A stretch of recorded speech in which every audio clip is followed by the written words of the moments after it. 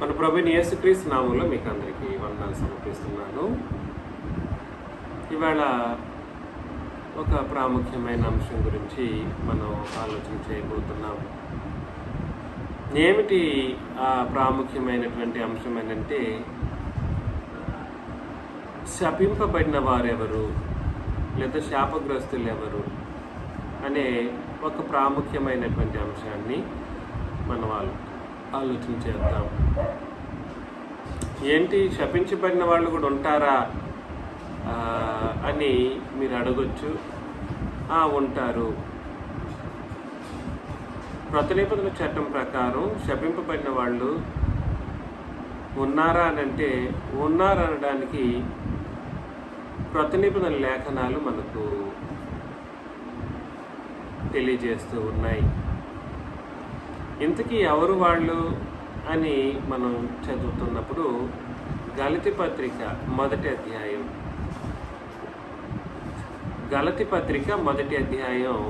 8-9 వచనాలను చదివితే, మేము మీకు ప్రకటించిన సువార్త గాక మరి ఒక సువార్తను మేమైనను పరలోకము నుండి వచ్చిన ఒక దూతయైనను మీకు ప్రకటించిన ఎడల అతడు శాపగ్రస్తుడవును గాక అన్నాడనమాట. కాబట్టి మేము మీకు ప్రకటించిన సువార్త గాక మరి ఒక సువార్తను మేమైనా పరలోకము నుండి వచ్చిన ఒక దూత అయినా మీకు ప్రకటించిన ఎడల, అంటే అపోస్తలులు భూమి మీద బ్రతికినప్పుడు ప్రకటించిన సువార్త ఏదైతే ఉందో ఆ సువార్తను గాక ఇంకేదైనా సువార్త అని చెప్పినట్లయితే, మరి ఒక సువార్తను మేమైనను అపోస్తులే చెప్పినా లేదా పరలోకం నుండి వచ్చి దేవదూత చెప్పినా వాళ్ళు ఏమైపోతారని చెప్పారు? శాపగ్రస్తులు అయిపోతారు. కాబట్టి క్రొత్త నిబంధన ప్రకారం శాపగ్రస్తులు అయ్యే అవకాశం చాలా ఎక్కువగా ఉంది. నేను ఎందుకు ఆ మాట చాలా ఎక్కువగా ఉందని అన్నానో తెలుసా మీకు? ఎందుకు అనంటే, సువార్త అనుకుంటూ అబద్ధ బోధలను వల్లించి ఉపదేశం చేసేటువంటి సమాజంలో నేడు మనం ఉన్నాం. ఇంతకీ శాపం ఎవరికి వస్తుంది అనుకుంటున్నారు? ఉపదేశం చేసేవాడికి, వినేవాళ్ళకి అనేది కాదు. వినేవాళ్ళ మీద ఆల్రెడీ శాపం ఉంది. సువార్తను ఎవరు వింటారండి? పాపములో ఉన్నటువంటి లోక ప్రజలు వినాలి సువార్తను, అవునా? పాపంలో ఉన్న లోక ప్రజలు సువార్తను వింటారు. నేను చెప్పేది మీకు అర్థమవుతుంది కదండి. సంఘంలో ఉండే వాళ్ళకి సువార్త చెప్తారా? సంఘంలో ఉండే వాళ్ళకి సువార్త కాదు. అందుకని మనం ప్రతిసారి ఆలోచన చేసినప్పుడు యేసు ప్రభు తాను ఏర్పరచుకున్న అపోస్తలుని ఎక్కడికి పంపిస్తారండి సువార్త చెప్పమని?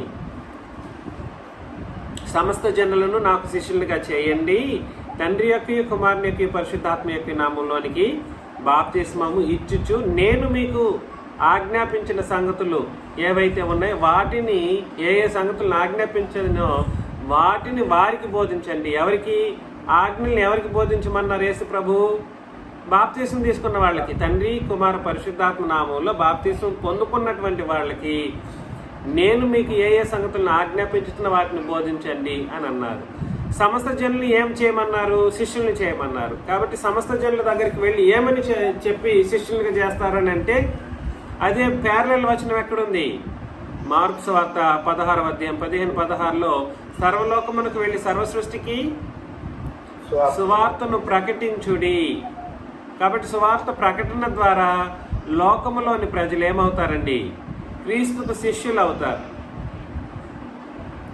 లోకములోని ప్రజలు ఏమవుతారు? క్రీస్తుకి శిష్యులు అవుతారు. శిష్యులైన వాళ్ళు ఏమవుతారు అని అంటే, శిష్యరికం నుండి తండ్రి కుమార పరిశుద్ధాత్మ నామంలో బాప్తిసం తీసుకోవటం ద్వారా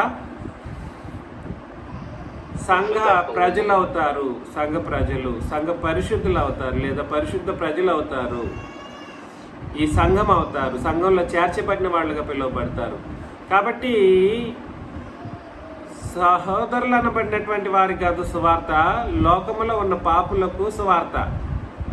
ఈ సువార్తను అపోస్తలులు ఏదైతే ప్రకటించారో అదే ప్రకటించడానికి ఆయన జాగ్రత్తలు వహించలేని ఉపదేశకుడు ఏమైపోతాడు? అది కానీ ప్రపంచం ఏమైపోయిందనంటే, ఎట్లా అయిపోయిందనంటే, ఉపదేశకుళ్ళు లేదా ఆ ఉపదేశాలను వినేవాళ్ళు వాళ్ళు కూడా శాపగ్రస్తులే. అలాంటి శాపగ్రస్తమైన ఉపదేశం చేసిన వాళ్ళు, ఆ శాపగ్రస్తమైనటువంటి మాటలు విన్నవాళ్ళు కూడా ఏమైపోతారు? శాపగ్రస్తులే అవుతారు. ప్రత్యేకించి అక్కడ చెప్పబడిన విషయం ఏమిటంటే, ఉపదేశకులు లేదా సువార్తను ప్రకటించేటువంటి వాళ్ళు అపోస్తలులు ఏదైతే ప్రకటించారో ఆ సువార్తనే ప్రకటించాలి అని అన్నారు. దీన్ని బట్టి మనకు అర్థం అవ్వాల్సిన విషయం ఏమిటంటే, ఇంతకీ సువార్త ఏమిటి? 1 కొరింథీ 15వ అధ్యాయము 1-4 చదవండి.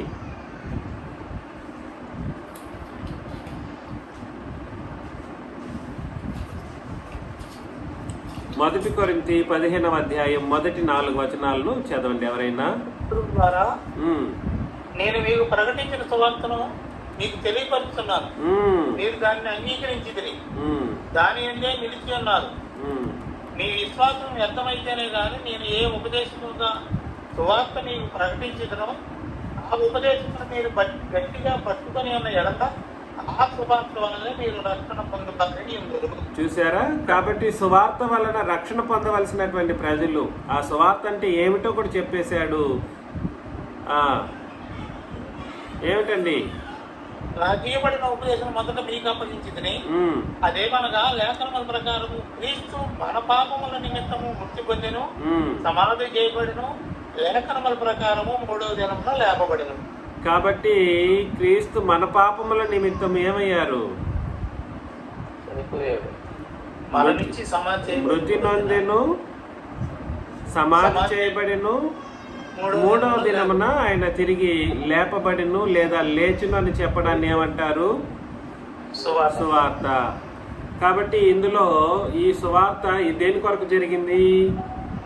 సర్వమానవాళి యొక్క పాపముల కొరకు జరిగింది. శిలువ మరణ సమాధి పునరుత్థానం దేని కొరకు జరిగింది? సర్వమానవాళి యొక్క పాప క్షమాపణ కొరకు జరిగింది. ఇందులో ఇవాళ ఏం చేస్తున్నారు తెలుసు కదండి. 25వ తేదీ డిసెంబర్ అనుకునేసి ఆయన జననాన్ని సైతం దేంట్లో కలిపేశారు? సువార్తలో కలిపారు. దానికి కారణం ఎక్కడి నుండి చూపిస్తారంటే, మత్తయి సువార్త అంటారు, మార్కు సువార్త అంటారు, తర్వాత లూకా సువార్త, యోహాను సువార్త అని చెప్పుకుంటూ తప్పుడు సువార్తలను నేడు ప్రకటించేటువంటి ఎవడైనా సరే, ఎంతటి గొప్పవాడైనా వాడు ఏమై ఉన్నాడని అర్థం? శాపగ్రస్తుడై ఉన్నాడు. సరే, జననాన్ని కాకుండా సువార్త అనుకుంటూ జననం ఓకే పర్లేదు మేము కలపట్లేదు అనుకొని ఏకంగా పాత నిబంధనలోని సంగతులనే ఉపదేశించి క్రీస్తునందు విశ్వాసం ఉంచేటట్లుగా చేసి బాప్తిసం ఇచ్చేటువంటి ఆ బాప్తిస్మాలు అవన్నీ కూడా ఏమవుతున్నాయండి? ఎందుకు అపోస్తులు బోధించిన సువార్త వాళ్ళు అది అపోస్తులు బోధించినవి కావు. అవి ఏవి? పాత నిబంధనలో ఉన్నటువంటి విషయాలు, అందులోని సంగతులు ఎవరు బోధించినవి కావు? అపోస్తులు బోధించినవి కావు. అందుకని సువార్తకు మరొక పేరును కూడా చెప్పడం జరిగింది. ఒకసారి చూద్దాం. 1 కొరింథీ 2:2లో 1 కొరింథీ 2:2 మరో విధంగా చెప్పాలంటే, సువార్తను ఒకవేళ పర్యాయపదంగా ఇంకేదైనా విధంగా మాట్లాడాలి అనుకుంటే చదవండి. నేను యేసుక్రీస్తును అనగా శిలువ వేయబడిన యేసుక్రీస్తును తప్ప మరి దేనిని మీ మధ్య నిరక్కుందునని నిశ్చయించుకొంటిని. అపోస్తలులు చెప్పిన యేసుక్రీస్తు ఏ యేసుక్రీస్తు? శిలువ వేయబడిన అదండి. యేసుక్రీస్తును ఉపదేశం చేశారంట. ఏం ఉపదేశం? ఆయన గురించి చెప్పిన ఉపదేశం ఏమిటి అంటే, సిలువ వేయబడిన యేసుక్రీస్తు.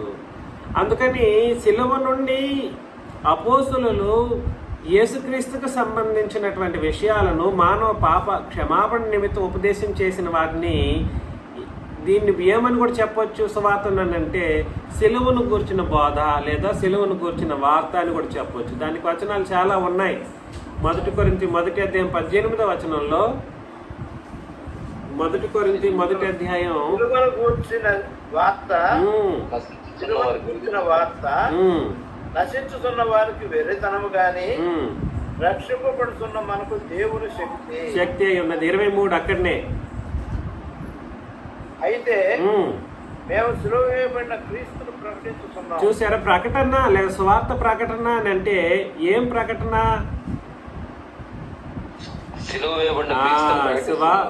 దానికి పర్యాయ పదంగా లేదా వేరే విధంగా చెప్పాలి స్వార్థను అనుకుంటే చెప్పాల్సింది ఒకవేళ ఏమైనా ఉంది అని అంటే అది సిలువను గూర్చిన విషయంగానే ఉండాలి తప్ప మరేది ఉండకుండా చూసుకోవాలన్నమాట. జాగ్రత్తలు పడాలి.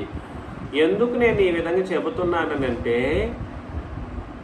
సువార్తలో మార్పులు చేర్పులు చేసిన వాళ్ళు ఎవరైనా ఉంటే అపోస్తులు ప్రకటించని సువార్తను ఎవడైనా ప్రకటిస్తే వాడేమైపోతాడు? శాపగ్రస్తుడు. శాపగ్రస్తుడు అనే మాట సామాన్యమైనటువంటి మాట కాదు. క్రొత్త నిబంధన ప్రకారం శపింపబడిన వాడు అని అంటే భూమి మీద వాళ్ళకి మంచి బ్రతుకులు ఉండవు, నరకంలో కూడా వాళ్ళు బాగుండరు. భూమి మీద వాళ్ళకి మంచి జీవితం అనేది ఉండదు, నరకంలో అత్యంత ఎక్కువైనటువంటి దండన వాళ్ళు పొందుకుంటారు. నరకమే ఒక దండన, నరకమే శాశ్వత దండన, అందులోనే తట్టుకోలేనన్ని పరిస్థితులు. కానీ స్వార్థ విషయంలో పొరపాటు చేసినటువంటి వాళ్ళు అత్యంత దారుణమైనటువంటి రీతిలో రెట్టింపు నాశనానికి పాత్రలు అవుతారనే విషయాన్ని మీరందరూ దయచేసి గుర్తించాలి. మరలా గలతీ పత్రిక 1:8 చదివిన తర్వాత 9కి వెళదాం. మేము ఇది వరకు చెప్పిన ప్రకారం మరలా చెప్పుచున్నాం. మేము ఇది వరకు చెప్పిన ప్రకారం మరలా చెప్తున్నాం. ఎందుకనంటే అంత తీవ్రతరమైంది. సువార్తను ఎటు పడితే అటు చెప్పడానికి వీలు లేదు. ఎలాగా? సువార్తను ఎటు పడితే అటు చెప్పడానికి వీలు లేదు.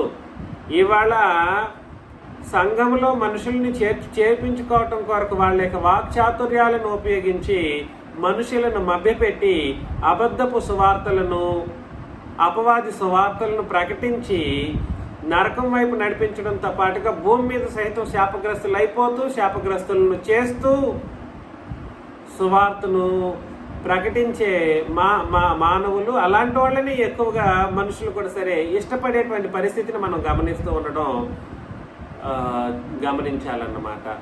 కాబట్టి మేము ఇది వరకు చెప్పిన ప్రకారం మరలా చెప్పుచున్నాం అంటే అర్థం ఏమిటంటే అపోస్తులు ఉన్నప్పుడే చాలామంది తప్పుడు సిద్ధాంతాలను ఉపయోగించి సువార్తలు ప్రకటించిన దాఖలాలు కనబడుతున్నాయని దాని అర్థం అన్నమాట. ఒకవేళ దేవదూత అంటూ ఎక్కడి నుండైనా వచ్చి చెప్పినా అతని మాటల్ని కూడా వినకూడదంట. ఒకవేళ మీకే ఇప్పుడు కనబడితే మనకు కనబడాలి. ఎందుకనంటే ప్రపంచం మొత్తం అబద్ధ బోధలతోనూ అబద్ధ సువార్తలతోనూ ఏమైంది? నిండిపోయింది. మనం స్ట్రాంగ్గా ఉన్నాం. మీకు ఒకవేళ అపవాది వెలుగుదూత వేషం వేసుకొనేసి నేను దేవదూతను అనుకున్నట్లుగా వచ్చి ఒకవేళ తప్పుడు సువార్తను మీకు చెప్పినా మీరేం చేయకూడదు? అది ఎందుకు అనంటే క్రీస్తు యొక్క సిలువను గూర్చిన వార్త ఏదైతే ఉందో అంతకు మించిన సువార్త మనకు ఖచ్చితంగా ప్రకటించబడకూడదు. అసలు మనకు అవసరమే లేదు అది. ఎందుకనంటే ఆ సువార్తను బట్టి మనం అన్ని కార్యక్రమాలు ఇవాళ సంఘంలో మనం జరిగిస్తూ ఉన్నాం. ఆ సువార్త కొరకు మన యొక్క జీవితాలను సమర్పించుకొని కార్యక్రమాలు జరిగిస్తూ ఉన్నాం. ఆ సువార్తని ధ్యాసగా పెట్టుకొనేసి మనం అనేక ప్రాంతాల్లో ప్రయాణాలు జరిగిస్తూ ఉన్నాం, కార్యక్రమాలు జరిగిస్తూ ఉన్నాం. కాబట్టి మీరు అంగీకరించిన సువార్త గాక, ఆల్రెడీ అంగీకరించి అయిపోయింది ఆ సువార్త గాక, మరి ఎవడైనాను మీకు ప్రకటించిన వాడు ఏమైపోతాడు? శాపగ్రస్తుడు అవుతాడు. కాబట్టి నేను చెప్పడం ఏమిటంటే ఈ సువార్త ప్రారంభం ఎక్కడి నుండి నేను మీకు చెప్పాను. సువార్త ప్రారంభం ఎక్కడి నుండి? సిలువ నుండి ఎక్కడి వరకు అండి? ప్రకటన గ్రంథం వరకు కూడా సువార్తకు సంబంధించిన విషయాలు రాయబడి ఉన్నాయి. కానీ ప్రాక్టికల్ గా అపోస్తులు ప్రకటించిన సువార్తలన్నీ సువార్తల పుస్తకాలు, క్రొత్త నిబంధన సువార్తల పుస్తకాలు ఏవేమిటి? సిలువ నుండి సిలువ నుండి 14 పుస్తకాలు. ఏంది 14 అంటారు? సిలువ నుండి అపోస్తుల కార్యగ్రంథము, రోమా పత్రిక 2 సువార్తల పుస్తకాలు, క్రొత్త నిబంధన సువార్తల పుస్తకాలు రాయమని చెప్పాను, అందుకోసమే చెప్పాను. సిలువలో మత్తయి 28, మార్కు 16, లూకా 24, యోహాను 20-21, అపోస్తల కార్యములు, రోమా పత్రిక. ఇది క్రొత్త నిబంధన సువార్తల పుస్తకాలు. సంఘానికి ఆజ్ఞలు ఎక్కడి నుండి? కొరింథీయులకు రాసిన మొదటి పత్రిక నుండి ప్రకటన గ్రంథం వరకు సంఘానికి ఆజ్ఞలు, సంఘపు ఆజ్ఞలు. అందుకని నేనేం చెప్పడానికి ఆయన ప్రయత్నం చేస్తున్నానంటే, మీరందరూ ఆలోచన చేయండి. సువార్తలు ప్రాక్టికల్గా ప్రకటించబడినటువంటి పుస్తకాల గురించి మనం చూస్తూ ఉన్నాం. కానీ సువార్త అంశాలంతా ఎక్కడి నుండి ఎక్కడి వరకు ఉందంటే సిలువ నుండి ప్రకటన గ్రంథం వరకు ఉంది. ఇవాళ ఎవరైనా క్రొత్త నిబంధన సువార్తను ప్రకటించాలి అని అంటే అపోస్తులు చెప్పిన ఆ సువార్తనే చెప్పాలి. అంటే ఎక్కడి నుండి ఎక్కడి వరకు ఉండేటట్లుగా చూసుకోవాలి, జాగ్రత్తలు పడాలి, శపించబడకుండా ఉండడం కొరకు. సిలువ నుండి ప్రకటన గ్రంథం వరకు ఉన్నటువంటి సువార్త విశేషాల గురించి మాత్రమే నేడు సంఘంలో ఉన్న ఉపదేశకుడు లేదా బోధకుడు లేదా సువార్తికులు లోకానికి వెళ్ళి చెప్పాలన్నమాట. ఈ పద్ధతిని మించి ఎవడు ఏదైనా విన్నా, అట్లాంటి మత్తయి, మార్కులో, యోహాను సువార్తల్లో కానీ, ఆది కాండం నుండి మలాకి గ్రంథంలో ఉన్నటువంటి సంగతులను కానీ, అపోస్తలులు ప్రకటించని, సిలువను గురించి మాట్లాడని విషయాలను కలిపి సువార్త ప్రకటన చేసిన సువార్తికుడు, ఆ ప్రకటనలు విన్నటువంటి అబద్ధపు విశ్వాసులు మొత్తం ఎక్కడికి వెళ్ళిపోతారంటే శాపగ్రస్తమైనటువంటి జీవితంలోనికి దిగజారిపోతారు. కాబట్టి శాపగ్రస్తులు ఎవరు అని అంటే, ఇవాళ బైబిల్ పట్టుకున్నటువంటి ప్రతి ఒక్కడు, మన సంఘం తప్ప బైబిల్ పట్టుకున్న ప్రతి ఒక్కడు శాపగ్రస్తుడు. లోకంలో ఉండే వాళ్ళు పాపులు. చెప్పేది మీకు అర్థమవుతుందా? లోకంలో ఉండే వాళ్ళు పాపులు, కానీ సువార్తను సరైన విధానంలో ప్రకటించబడక లేదా ప్రకటించిన వాడితో పాటుగా ప్రకటించబడి తప్పుడు సిద్ధాంతంలో ఉన్న వాళ్ళందరూ ఏమై ఉన్నారనంటే శపించబడిన స్థితిలో ఉన్నారు. వాళ్ళు ఎవరో కాదు, బైబిల్ పట్టిన వాళ్ళే. వాళ్ళ మీద ఎలా ఉగ్రత ఉందో వీళ్ళ మీద అంతకంటే అధికమైనటువంటి ఉగ్రత ఉంటుంది. ఎవరి మీద? పాపుల మీద ఎంత దైవోగ్రత ఉందో అంతకంటే అధికమైనటువంటి దైవోగ్రత ఈ తప్పుడు సిద్ధాంతాలను, తప్పుడు సువార్తలను విన్నటువంటి వాళ్ళ మీదను, ఆ ఉపదేశకుల మీదను, ఆ ఉపదేశకుడి మీద అయితే రెట్టింపు నరకప్రాయమైనటువంటి తీక్షణమైనటువంటి అగ్ని వాడి కోసం రెడీ చేయబడి ఉంటుందన్నమాట. నేను చెప్పేది మీకు అర్థమవుతుంది కదండి. రెండవ ముఖ్యమైనటువంటి విషయం ఎవరు శపించబడిన వాళ్ళు. సో మొదటిగా శపించబడిన వాళ్ళు ఎవరంటే అపోస్తలులు ప్రకటించని సువార్తలను ప్రకటించినటువంటి వాడు, ఆ ప్రకటించంగా విన్నటువంటి వాళ్ళు. రెండవ ముఖ్యమైనటువంటి ప్రజలు 1 కొరింథీ 16:22 నుండి 24 వచనాలను చదివినప్పుడు, 1 కొరింథీ 16వ అధ్యాయం 22 నుండి 24 వచనాలను మనం చదివినప్పుడు, ఎవడైనను ప్రభువును ప్రేమింపకుంటే వాడు, చదవండి.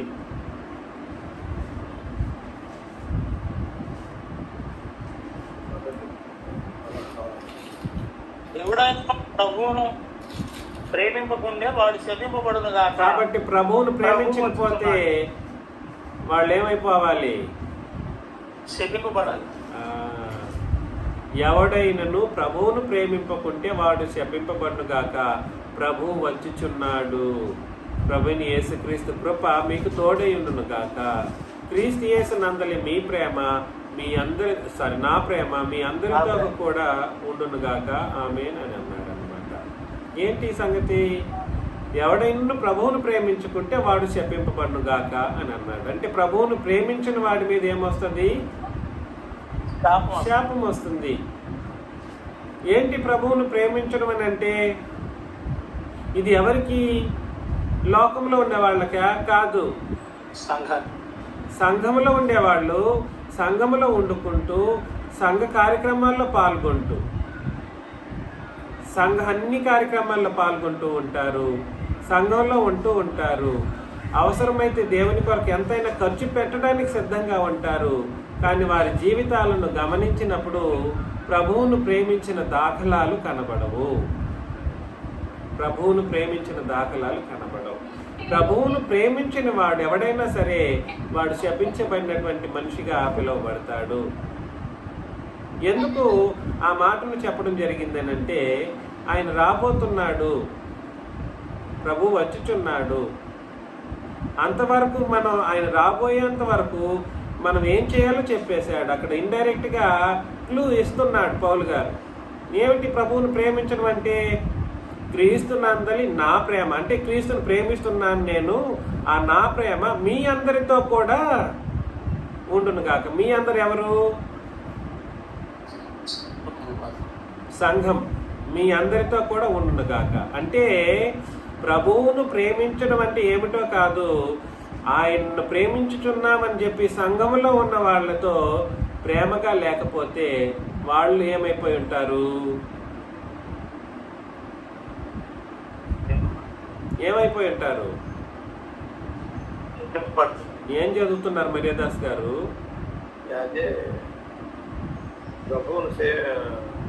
క్రీస్తు యేసు నందలి నా ప్రేమ మీ అందరితో కూడా ఉండును గాక. నేను క్రీస్తుని ప్రేమిస్తున్నాను. క్రీస్తు యేసు నందలి నాకు ప్రేమ ఉంది. ఆ ప్రేమ ఎవరి అందరితో పాటు ఉండాలనుకుంటున్నాడు? సంఘములోని వాళ్ళతో ఉండును గాక అని అన్నాడు. కాబట్టి క్రీస్తును ప్రేమించడం అంటే ఏమిటి అర్థం? అది క్రీస్తును ప్రేమించుతున్నానని చెప్పి ఒట్టి మాటలతో ఇవాళ నేను క్రీస్తు కొరకు ప్రాణం పెట్టేస్తాను. ఏం పెడతారు? నేను నా ఆస్తి అంతా రాసిస్తాను, లక్షలు ఖర్చు పెడతానని పెడతారు. కానీ ఇక్కడ సంఘం వాళ్ళతో ఏముండదు. ఇక్కడ సంఘంలో ఉన్న పరిశుద్ధులు ఆఖరికి ఉపదేశకుడిని బోధకుడిని కూడా లెక్క చేయరు. ఇష్టారాజ్యంగా మాట్లాడుతూ ఉంటారు, పనికిరాని మాటలు మాట్లాడుతూ ఉంటారు.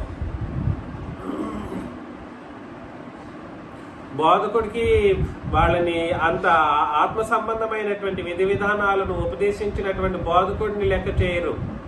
అవమానించే మాటలు బ్యాక్గ్రౌండ్లో మాట్లాడుకుంటూ ఉంటారు. గ్రూపిజం మెయింటైన్ చేస్తూ ఉంటారు. గ్రూపిజం అని అంటే ఎట్లాగా? ఒకరు ఒక బ్యాచ్, మేము ఒక బ్యాచ్, వాళ్ళొక బ్యాచ్, ఇట్లాగా వీళ్ళందరూ శపింపబడతారు. దయచేసి సంఘం విషయంలో గొడవలు వద్దు. సంఘం విషయంలో మీ మట్టుకు మీరు జాగ్రత్తలు గలవారై ఉండండి. అనవసరంగా శపించబడ్డానికి అయినటువంటి ప్రయత్నం చేయకండి. మిమ్మల్ని ప్రేమతో నేను అందరినీ మనవి చేస్తా ఉన్నాను. నేనైనా సరే ఒకవేళ ఒకరి పట్ల ఇంకొకరికి నేను ఫేవరెటిజం చూపించేటట్లుగా నేను పనిచేసినా నేను కూడా శపించబడతాను. ఇది నాకు వర్తించే విషయమే. ఎందుకనంటే క్రీస్తునందలి నా ప్రేమ మీ అందరితో కూడా ఉండేటట్లుగా చూసుకోవటం నా బాధ్యత, మీ అందరి బాధ్యతలు కూడా. అప్పుడు ఏమొస్తుంది చెప్పండి? ప్రభు అయిన యేసుక్రీస్తు కృప మీకు తోడై ఉండును అని అన్నాడు అన్నమాట. అర్థమవుతుందా? క్రీస్తు యొక్క కృప మనకు తోడుగా రావాలి, అది ఆశీర్వాదకరంగా ఉండాలి. లేదు అని అంటే ఆయన కృప మనకు ఆశీర్వాదం. అవునా కాదా? క్రీస్తు యేసు యొక్క కృప మనకి ఏమిటండి? ఆశీర్వాదం. కానీ సంఘములో ఆ విధంగా ఉండకుండా ఒకరు ఒక బ్యాచ్కి అటు వెళ్ళిపోతే ఇంకో బ్యాచ్ని మెయింటైన్ చేసుకుంటూ సంఘం ఉండేది ఒక 20-30 మందే ఉంటాం. దీంట్లో బ్యాచ్ మెయింటెనెన్స్ ఎందుకు? బ్యాచ్ మెయింటెనెన్స్ అవసరమా? అందుకని ప్రేమతో మిమ్మల్ని మనవి చేస్తా ఉన్నాను, ఆలోచన చేసుకోండి. ఒకవేళ మీలో ఇలాంటి వాళ్ళు ఎవరైనా ఉంటే ఇప్పుడే మార్చుకోండి. మీలో ఇలాంటి వాళ్ళు ఎవరైనా ఉంటే వెంటనే మార్చుకోండి. లేదంటే నేను కాదు శపిస్తున్నది, నేను శపించేస్తానా అన్నీ. నేను ఒక మాట చెబుతాను, లోకములో ఏ వాక్యం తెలియని అబద్ధ బోధకుడు కూడా సంఘంలో ఉన్న వాళ్ళని శపించడండి. ఎవరు? అబద్ధ బోధకుడు కూడా ఏమి తెలియనివాడు కూడా శపించుడు. అట్లాంటిది నేను శపించగలనంటే నేను ఏనాడు శపించిపోను. అవసరమైతే ఎన్ని కష్టాలైనా పడతాం. కాకపోతే శపించబడే ఒక పరిస్థితి దేన్ని బట్టి కలుగుతుందనంటే ఎవరికి వాళ్ళు వాళ్ళ ప్రవర్తనలు మార్చుకొనకుండా సంఘంతో అందరితో ప్రేమతో ఉండకపోతే అప్పుడేం కలుగుతుందండి? పడిపోయేటువంటి శాపానికి గురైపోయేటువంటి ప్రమాదంలో కూరుకుపోతారు. ఈ విషయంలో పౌలు గారు చాలా చాకచక్యంగా వ్యవహరించేవారు. ఎట్టి పరిస్థితుల్లోనూ ఆయన మీద మాత్రం తప్పులు ఉండకుండా చూసుకునేవాడు. ఎవరి మీద? ఆయన మీద మాత్రం ఎటువంటి తప్పులు ఉండకుండా చూసుకునేవాడు. అతన్ని నేనేం చేసుకుంటానంటాడు. నా శరీరాన్ని నలగొట్టించుకుంటానంటాడు. అవసరమైతే నన్ను నేనే నలుగొట్టించుకుంటాను అంటాడు. చాలా జాగ్రత్త వహిస్తాడు. ఎందుకనంటే క్రొత్త నిబంధనలో ఆశీర్వాదం ఎంత గొప్పదో ఆ క్రొత్త నిబంధనను బట్టి బ్రతకని ఎవరికైనా కూడా సరే, ఇందులో ఒకటేనండి, ప్రేమించడమేనండి. సంఘంలో ఉన్న వాళ్ళని అందరినీ సమానంగా ప్రేమించుకుంటూ వెళ్ళడమే నేను మీకు సింప్లిఫైడ్గా చెప్పడం. దీనికి మనం ఏదేదో చేయాల్సిన అవసరం లేదు. సంఘంలో ఉన్న ప్రతి ఒక్కరితో ప్రేమగా సంతోషంగా ఉండడం చేస్తే చాలు. అంతకు మించిన ఆలోచనలు మనకు అనవసరం. నేను చెప్పేది మీకు అర్థమవుతుంది కదండి. ఎఫ్సీలకు రాసిన పత్రికలో కూడా సరే ఆ విషయాన్ని ఒకసారి టచ్ చేస్తాడు. ఎఫ్సీలకు రాసిన పత్రిక 6వ అధ్యాయం 24లో లేదా 23-24 కూడా చదవచ్చు. మీరు మా సమాధానం తెలుసుకున్నట్టుకును మా సమాచారం తెలుసుకున్నట్టుకును అతడు మీ హృదయంలో ఓదార్చుటకును అతనిని మీ ఎద్దకు పంపితిని. ఎవరు అతను అంటే పైన తుకికు అంటాడు అనమాట. తుకికు తండ్రి అయిన దేవుని నుండి ప్రభు అయిన యేసుక్రీస్తు నుండి సమాధానము విశ్వాసంతో కూడిన ప్రేమయును సహోదరులకు కలుగును గాక. మన ప్రభు అయిన యేసుక్రీస్తును శాశ్వతమైన ప్రేమతో ప్రేమించు వారందరికీ కృప కలుగును గాక. చూసారా? ప్రభు అయిన యేసుక్రీస్తును ఎలా ప్రేమిస్తారు? ఇది ఎవరి ప్రేమ అండి? ప్రేమతో వాస్తవానికి తండ్రి ప్రభు మాత్రం మనల్ని శాశ్వత ప్రేమతో ప్రేమిస్తారు అనుకుంటూ ఉంటాం. వాస్తవమే. కానీ మనం ఎలా చేయాలంట? మన ప్రభు అయిన యేసుక్రీస్తును శాశ్వతమైన ప్రేమతో ప్రేమించి వారికి అందరికీ కృప కలుగును గాక అని అన్నాడు. మనం ఏం చేయాలి? క్రీస్తుని శాశ్వతమైన ప్రేమతో అంటే అర్థం ఏమిటంటే, ఇప్పుడు ఒక మంచి మాటలు మాట్లాడాను అనుకోండి సంఘంలో, అప్పుడు ఏం జరుగుతుంది? అప్పుడు ప్రేమిస్తారు. కొంచెం డిఫరెన్సెస్ వస్తే ఏమవుతుంది? కష్టపడతారు. అక్కడ ప్రేమ ఉండదు, ద్వేషం పుట్టుకొస్తుంది, దుఃఖం పుట్టుకొస్తుంది, బాధలు పుట్టుకొస్తాయి. అట్లా కాదు. పరిస్థితిని బట్టి మనం మార్చుకోకూడదు. మన ప్రేమను ప్రేమించే విషయంలో యేసుక్రీస్తును శాశ్వతమైన ప్రేమతో మనం ప్రేమించడం అంటే అర్థం ఏమిటి అని అంటే, సంఘంలో ఉన్న ప్రతి ఒక్క సహోదరులని మనం అన్ని కాలాల్లోనూ ప్రేమించాలి. అవసరమైతే వాళ్ళ ద్వారా మనం ఎవరికైనా ఇబ్బంది కలిగించేటట్లుగా ఏర్పడితే మనం ఏం చేయాలి? మనమే భరించాలి. ప్రేమ ఏం చేస్తుందండి? అన్నిటినీ అన్నిటినీ సహిస్తుంది. సహించును, అన్నిటినీ తాళును, అన్నిటినీ ఓర్చుకొనును, అన్నిటినీ సహిస్తుంది.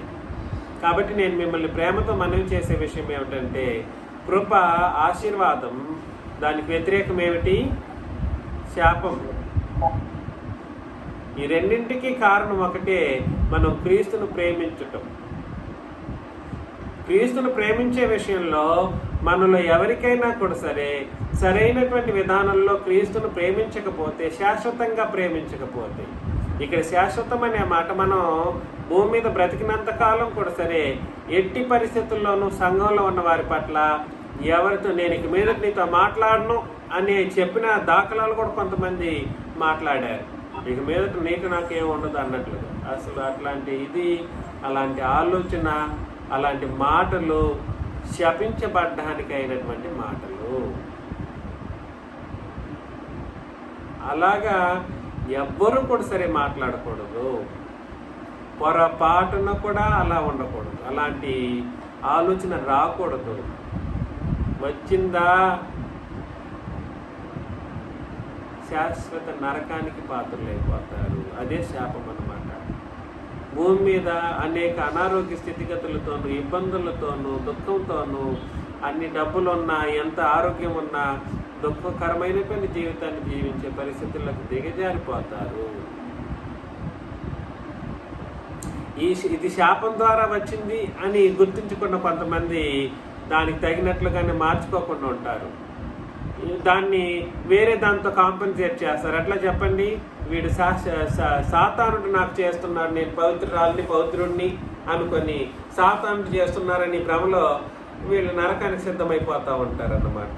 కాదు, నీలో మార్పు, నీ హృదయంలో పరిస్థితి మారకపోతే, సంఘం పట్ల, అందరి పట్ల, సంఘంలోని అందరి పట్ల ప్రేమను సమానంగా పంచకపోతే, సంతోషంగా ఉండకపోతే ఖచ్చితంగా కృపను కాదు కదా, శాపాన్ని పొందుకునేటువంటి ప్రమాదంలోకి దిగజారిపోతారు. అర్థం చేసుకోండి. కాబట్టి పాయింట్ 1 ఏమిటండి? అపోస్తలులు ప్రకటించిన బోధించిన సువార్త కాక వేరొక సువార్తను వాళ్ళు శాపగ్రస్తులు కాక ఇష్టారాజ్య సువార్తలను విన్నా బోధించినా వాళ్ళు ఏమైపోతారు? శాపగ్రస్తులైపోతారు. పాయింట్ 2 ఏమిటి? ప్రభువును ప్రేమించిన ప్రతి వాడి మీద ఏమొస్తుంది? శపించబడతాడు. అందులో ఏమిటి ప్రభువును ప్రేమించడం అంటే? సంఘమును ప్రేమ మీ అందరిలో ఉండును గాక. మనందరిలో ఆయన యేసుక్రీస్తు ప్రేమ కాదు,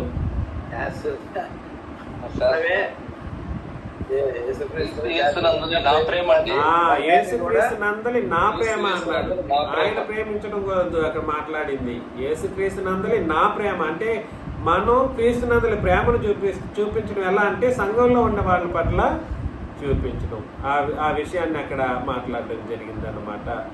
కాబట్టి మిమ్మల్ని ఈ విషయాలతో మిమ్మల్ని హెచ్చరిస్తూ ఉన్నాను.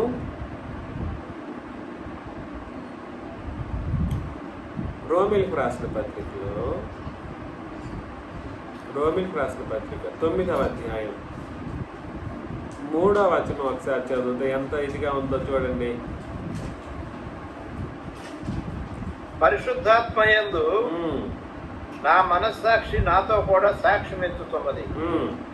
సాధ్యమైన ఎడల దేహ సంబంధులైన నా సహోదరుల కొరకు నేను క్రీస్తు నుండి వేరై శాపగ్రస్తుడై ఉండకూరుతును. చూశారు ఏమిటి ఇక్కడ పరిస్థితి? ఎందుకు ఇలా అంటున్నాడు?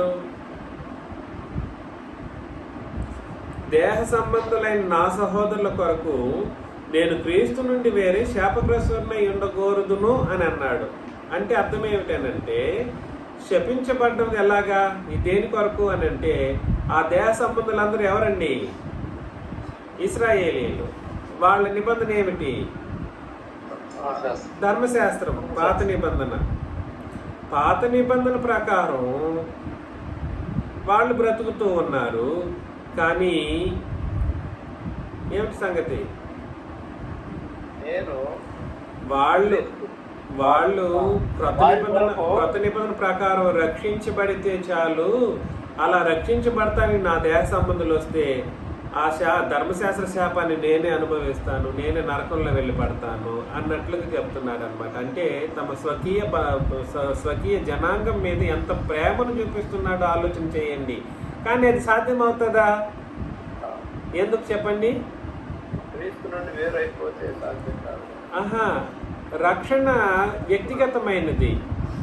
వాళ్ళు రక్షించబడడం కొరకు నేనే నరకం పోతాననడం అసాధ్యమైన ఒక కార్యక్రమం.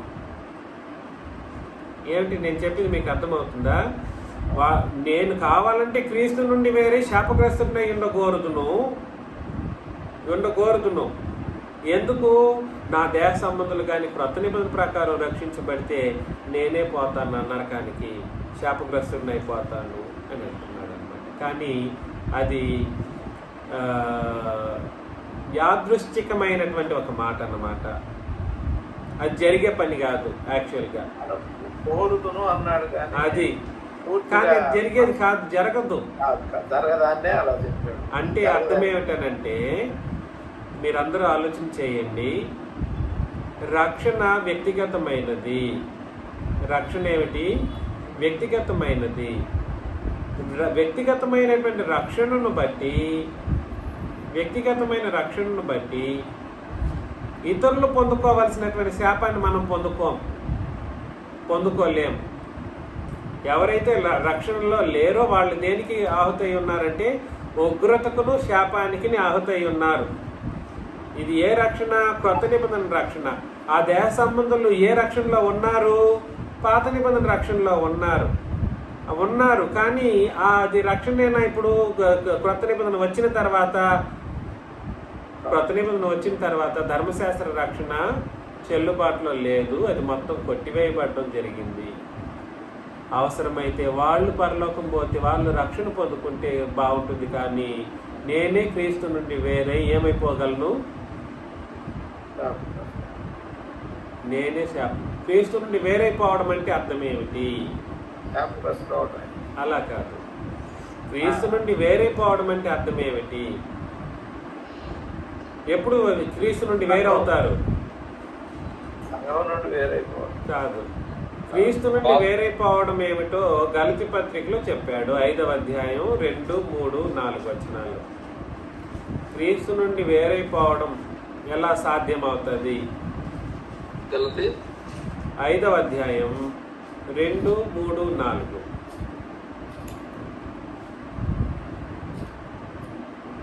క్రీస్తు నుండి వేరైపోవడం శాపమే. మర్యాదాస్ గారు చెప్పినట్లు నేను కాదని అనట్లేదు. కాకపోతే వేరైపోవడం ఏమిటి అంటే ఏమిటో చూడండి. మీరు సున్నతి పొందిన యెడల క్రీస్తు వల్ల మీకు ప్రయోజనమేమీ అసలు సున్నతి పొందితే క్రీస్తు వల్ల ప్రయోజనమే లేదు. పౌలను నేను మీతో చెప్పుతున్నాను, ధర్మశాస్త్రం యావత్తు ఆచరింపబద్ధుడై ఉన్నాడని సున్నతి పొందిన ప్రతి మనుషునికి నేను మరలా దృఢంగా చెప్తున్నాను. సున్నతి పొందుకుంటే ధర్మశాస్త్రం యావత్తు పాటించాలి. కొన్ని పాటిస్తాను, కొన్ని పాటించను అనడానికి లేదు. మీలో ధర్మశాస్త్రం వల్ల నీతిమంతులని తీర్చబడి వారెవరో వారు క్రీస్తులో నుండి కొద్దిగా వేరు చేయబడి ఉన్నారు. కాబట్టి ఎవరైనా ధర్మశాస్త్రం ప్రకారం నీతిమంతులుగా తీర్చబడితే వాళ్ళు ఏమైపోతారు? క్రీస్తు నుండి వేరైపోతారు, వేరు చేయబడతారు, బొత్తిగా తొలగించబడతారు. కృపలో నుండి తొలగిపోయి ఉన్నారు. కృపలో నుండి సైతం ఏమైపోతారు? కాబట్టి మీరు ఒక ప్యాటర్న్ మీరు గమనిస్తున్నారా?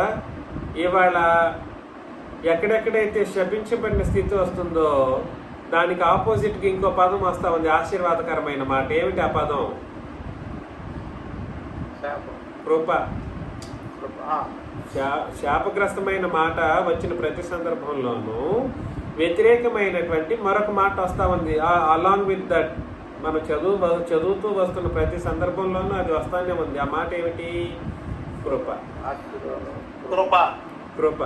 కాబట్టి కృప ఆశీర్వాదకరమైనది. ఆ ఆశీర్వాదకరమైన దానికి వ్యతిరేకమైనది ఏమిటనంటే శాపగ్రస్తమైనటువంటి స్థితి. కృపకు వ్యతిరేకం ఏమిటనంటే శపించబడినటువంటి స్థితి. అది ఎలా వస్తుంది అని అంటే, ఎలా వస్తుంది? ఎవరు వ్యక్తిగతమైనటువంటి రక్షణ పొందుకున్నటువంటి వాళ్ళే ఆ కృపను పొందుకున్నటువంటి వాళ్ళుగా ఆశీర్వదించబడినటువంటి ప్రజలుగా ఉండగలరు. అలా కాకుండా ధర్మశాస్త్రం ప్రకారం నీతిమంతులుగా తీర్చబడటానికైన ప్రయత్నం చేయబడినటువంటి వాళ్ళు ఎవరైనా ఉంటే వాళ్ళు ఏం చేయబడతారంటే క్రీస్తులో నుండి వేరు చేయబడతారు. కృపను అందుకున్న వాళ్ళు కాదు కదా, కృపలో నుండి గెంటేయబడతారన్నమాట. అర్థమవుతుంది నేను చెప్పేది? కాబట్టి మరలా ఇక్కడికి వచ్చేద్దాం. రోమిలకు రాసిన పత్రిక 9వ అధ్యాయం 3వ వచనంలో ఇక్కడ క్రీస్తు నుండి వేరే శాపగ్రస్తుడినై ఉండకూడదును. క్రీస్తు నుండి వేరైపోవడం అనేది శాపమైనటువంటి ఒక పరిస్థితి. అది ఎలా సాధ్యమవుతుంది అని అంటే, ఎలా సాధ్యమవుతుంది? ధర్మశాస్త్రం వలన సాధ్యమవుతుంది. ఇవాళ పాత నిబంధనను బట్టి భూమి మీద బ్రతకడానికైనటువంటి ప్రయత్నం చేస్తూ నీతిమంతులుగా తీర్చబడ్డానికైనటువంటి అవకాశం ఉంది అని ఎవరైనా ధర్మశాస్త్రాన్ని ఆత్మ సంబంధంగా సహితం పాటిస్తే వాళ్ళందరూ క్రీస్తుల నుండి ఏమైపోతారు? వేరు చేయబడతారు. తద్వారా ఏమవుతున్నారు? క్రీస్తు నుండి వేరైపోతే ఏమవుతారు? ఎగ్జాక్ట్లీ. సో 2 ముఖ్యమైనటువంటి కార్యక్రమాలు ఈ ఒక్క మాటలో దాగి ఉంది. 2 ముఖ్యమైనటువంటి మాటలు ఈ ఒక్క వచనంలో దాగి ఉంది. ఒకటి, దేహ సంబంధులైన నా సహోదరుల కొరకంటే ధర్మశాస్త్రాన్ని పాటించేవారు అని అర్థం అన్నమాట. అవునా? వారి రక్షణ నిమిత్తం నేనేమైపోతాను? క్రీస్తు నుండి వేరవటానికి సిద్ధంగా ఉన్నాను అని అన్నాడు. కాబట్టి క్రీస్తు నుండి వేరైపోవడం అని అంటే ఇతరుల రక్షణ కొరకు సాధ్యపడేది కాదు, కానీ సొంత రక్షణను బట్టి మాత్రమే అక్కడ మాట్లాడడం జరుగుతుంది. కాబట్టి శాపగ్రస్తుడినై ఉండకూడదును అని అన్నాడు. అది కోరికగా చెప్పేశాడు. ఇతరుల యొక్క రక్షణ నిమిత్తము శపించబడినటువంటి స్థితిలో ఎవరు వెళ్ళలేరు. రెండో ముఖ్యమైన మాట ఏమిటి? ఇతరుల రక్షణ నిమిత్తం మనం శపించబడేటువంటి పరిస్థితుల్లో వెళ్ళలేము. రెండవ ముఖ్యమైన మాట ఏమిటంటే, ధర్మశాస్త్రమును బట్టి నీతిమంతులుగా తీర్చబడ్డానికి అయినటువంటి ప్రయత్నం చేసిన వాళ్ళు ఎవరైనా ఉంటే, అటు అది కాదు ఇటు ఇది కాదు, ఏ నిబంధన ప్రకటిస్తున్నారో తెలియదు, కట్టుగా ఇశ్రాయేలీ ధర్మశాస్త్రమే అంటారు. ఇప్పుడున్న వాళ్ళందరూ ఏమంటున్నారు? 66 పుస్తకాల బోధన చేస్తూ ఉన్నారు. అట్లా కాదు, కట్టుగా క్రొత్త నిబంధనే ఇవాళ నీతిమంతులుగా తీర్చబడ్డానికి ఉన్నట్టు ఉంది అనే విషయాన్ని ఎవడు గుర్తించలేని స్థితిలోకి అంత ఏమంటారు క్రూరమైనటువంటి గ్రుడ్డితనంలోకి నేడు ప్రపంచం దిగజారిపోయింది. కానీ రెండింటినీ కలిపి నీతిమంతులుగా తీర్చబడ్డానికి అయినటువంటి ప్రయత్నం చేసిన వాళ్ళందరూ క్రీస్తులో నుండి ఏమైపోతారు? వేరైపోతారు. సో క్రీస్తు నుండి వేరైపోవడం అనేది శాపగ్రస్తమైనటువంటి ఒక కార్యక్రమం. ఆ క్రీస్తు నుండి వేరైపోవటానికి కారణం ఏమిటి? ధర్మశాస్త్రం. క్రీస్తు నుండి వేరైపోవటానికి కారణం ఏమిటి? ధర్మశాస్త్రం. ఆ ధర్మశాస్త్రం ఒక మనిషిని రక్షించదు, ఒక మనిషిని నీతిమంతునిగాను తీర్చడానికి వీలు లేదు. క్రొత్త నిబంధన చెల్లుబాటులో ఉన్నప్పుడు ధర్మశాస్త్రం వలననైన రక్షణ కానీ, ధర్మశాస్త్రం వలనైన నీతి కానీ కలగడానికి అవకాశం లేదు. ఒకవేళ ధర్మశాస్త్రం నుండి రక్షించబడినా, ధర్మశాస్త్రం వలన నీతిమంతులుగా తీర్చబడడానికి అయిన ప్రయత్నం జరిగిన వాళ్ళు ఏమైపోతారు? శాపగ్రస్తులైపోతారు. ఫ్లో చార్ట్ రాసుకోవచ్చు. క్రీస్తు నుండి వేరైపోవటం. క్రీస్తు నుండి వేరైపోవడం అంటే దాన్ని ఒక యారో రాసుకొని ధర్మశాస్త్రం వలన అని రాసుకోవచ్చు. క్రీస్తు నుండి వేరైపోవడం ఎలాగంటే ధర్మశాస్త్రం వలన లేదా పాత నిబంధన వలన. అక్కడ నుండి ఇంకో యారో గీసుకొని ఎలా సాధ్యమవుతుంది? అది రక్షణ కొరకైనా లేదా ధర్మశాస్త్రం నీతిమంతత్వం కొరకైనా ఉపయోగించినట్లయితే ఆ రెండింటిని కలిపి రెండింటిని రక్షణాన్ని పైన రాసుకొని దాని కింద ఏమని రాసుకుంటారు, నీతిమంతత్వం అవడం కొరకు అని రాసుకొని ధర్మశాస్త్రాన్ని బట్టి రక్షణ పొందిన, ధర్మశాస్త్రాన్ని బట్టి నీతిమంతులుగా తీర్చబడడానికి ఆయన ప్రయత్నం జరిగిన వాళ్ళ యొక్క ముగింపు ఏమిటి? శాపం అన్నమాట. అర్థమవుతుందండి? Flow chart. క్రీస్తు నుండి వేరైపోవటం ఎలాగంటే, క్రీస్తు నుండి వేరైపోవటం ధర్మశాస్త్రాన్ని బట్టి, ధర్మశాస్త్రంలో అది ఎలా సాధ్యమవుతుంది అని అంటే ధర్మశాస్త్రాన్ని బట్టి రక్షణ, ధర్మశాస్త్రాన్ని బట్టి నీతిమంతులుగా తీర్చబడటం. ఇది ఎప్పుడు క్రొత్త నిబంధన చెల్లుబాటులో ఉన్నప్పుడు. అవును కదండి? ఆ రక్షణకి నీతిమంతాన్ని కలిపి రెండింటికి కలిపేసి ఇట్లా గీత గీసుకొనేసి ఏం చేస్తారు? అలా జరిగితే ఏం జరుగుతుంది? ఏం చేసిన వాళ్ళు అవుతారు? ఏమైన వాళ్ళు అవుతారు? శపించబడిన వాళ్ళు అవుతారు. నేను చెప్పింది మీకు అర్థమైందా? కాబట్టి 3 ముఖ్యమైనటువంటి పాయింట్లు ఇప్పుడు ఆలోచన చేస్తాం. మిగిలినవి వచ్చే వారం పరిశీలన చేస్తాం. 3 ముఖ్యమైనటువంటి విషయాలు ఏమేమిటి? 1, ఎవరు శపించబడిన వాళ్ళు?